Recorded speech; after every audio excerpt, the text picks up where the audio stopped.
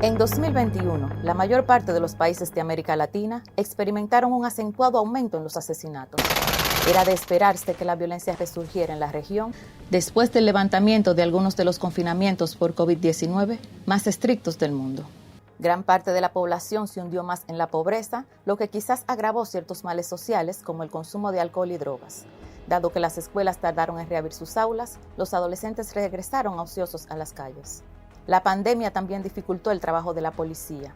Las instituciones policiales se redujeron, pues los agentes se enfermaron o se requirieron para otras funciones. A su vez, los grupos del crimen organizado encontraron nuevas oportunidades a medida que el mundo reemergía.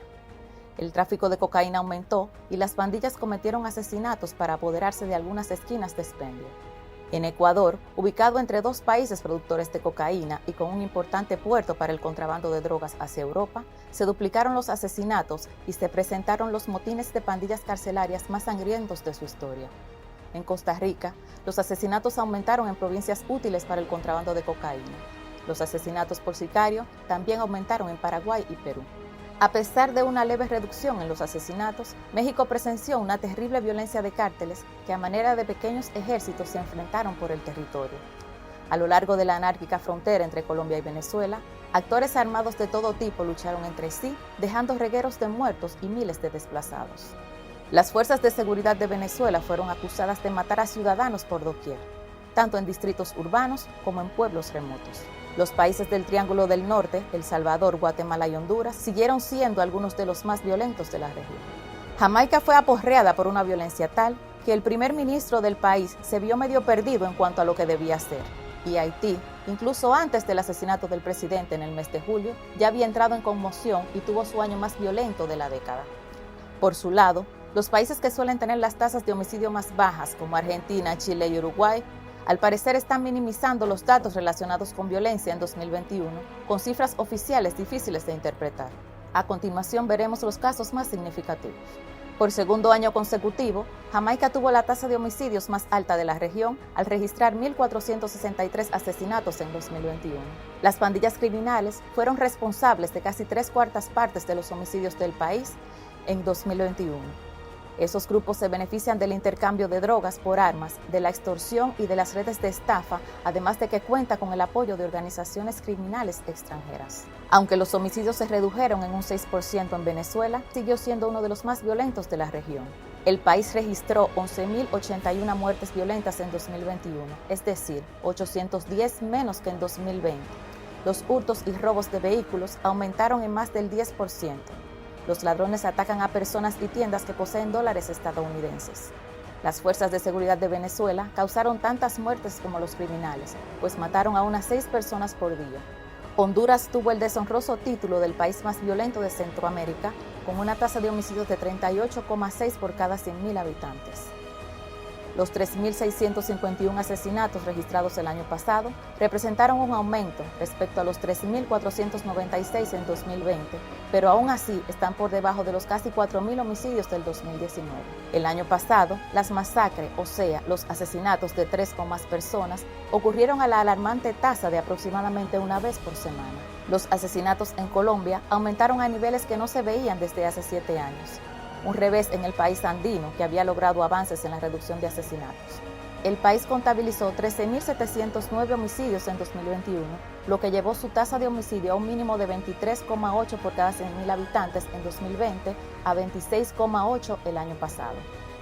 La ciudad tuvo un periodo turbulento de 8 semanas de protestas antigubernamentales en los meses de mayo y junio, durante las cuales murieron 331 personas. Por otro lado, la violencia aumentó en la anárquica frontera colombo-venezolana. Al otro extremo del país, los departamentos de Cauca y Valle del Cauca, en el suroccidente, registraron casi 100 muertos y 26 masacres. Ambos departamentos críticos para el transporte de drogas en el Pacífico hacia el Ecuador son un avispero de actores criminales, incluidos 3 frentes disidentes de las FARC y el ELN y la banda de narcotraficantes Los Huareños, también conocida como el Clan del Golfo. Colombia siguió siendo uno de los países más peligrosos del mundo para los líderes sociales. También hubo un alarmante aumento de los asesinatos de ciudadanos venezolanos. En 2019 fueron asesinados 444 venezolanos. Si bien los homicidios disminuyeron en México en 2021, realmente no se sintió la mejoría, pues el país superó los 30.000 asesinatos por cuarto año consecutivo. El año pasado, las autoridades de México registraron 33.308 asesinatos.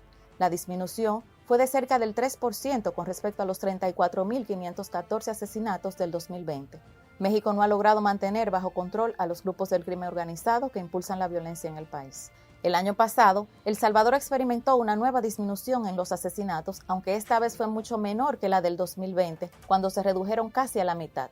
La Policía Nacional de El Salvador registró 1.140 homicidios en 2021, unos 200 menos que en el 2020. Los jefes de las pandillas callejeras supuestamente cometieron los asesinatos para llamar la atención, no solo del gobierno, sino también de sus compañeros en las cárceles. El país centroamericano registró 2.843 homicidios en el 2021, un total de 266 asesinatos más que el año pasado, en el 2020. La violencia extrema al parecer también aumentó al registrarse 104 cuerpos con signos de tortura, casi el doble que en 2020. Dicha hiperviolencia incluye la masacre de 13 miembros de una comunidad maya. El espectro de la violencia del narcotráfico también apareció en las ciudades ubicadas en la frontera noroeste del país con México. El año pasado, Haití experimentó los peores niveles de violencia en varias décadas, pues las pandillas dominaron el país tras el asesinato del presidente nacional. En 2021, el país caribeño registró 1.630 asesinatos y una tasa de homicidios de 13,7 por cada 100.000 habitantes. El asesinato del presidente Jovenel Moïse en el mes de julio, seguido por un devastador terremoto, desestabilizaron al país. Las poderosas violentas pandillas criminales han llegado a controlar más del 60% del territorio. Diversos estudios sitúan las causas de la violencia en América Latina en varios factores, pero la mayor letalidad está asociada a la disputa por el narcotráfico, pues es la única región del mundo donde se produce cocaína. A esto se suma el fácil acceso de armas de fuego, y lo más decepcionante y paradójico es que lo que debería ser una solución se torna en una causa mayor de crimen y violencia, que es el hacinamiento de los sistemas penitenciarios. Las pandillas se fortalecen en las cárceles desbordadas, ayudan a poner orden en ellas y esto le da un poder que luego proyectan en las calles. Asimismo, varios gobiernos latinoamericanos han impulsado una guerra a las drogas con políticas represivas que incrementaron la violencia y la corrupción en sus propias fuerzas de seguridad. A modo de solución, algunas organizaciones han diseñado planes a largo plazo en procura de una solución. Ejemplo de esto es el estudio Fin a la Violencia en América Latina, una mirada a la prevención desde la infancia hasta la edad adulta, que ofrece una mirada nueva e integral a una buena parte de nuestro conocimiento sobre cómo prevenir la criminalidad y la violencia. En general, la investigación sugiere que los delincuentes potenciales responden a los incentivos establecidos por el sistema de justicia penal, como la duración de las sentencias y la certeza de la sanción.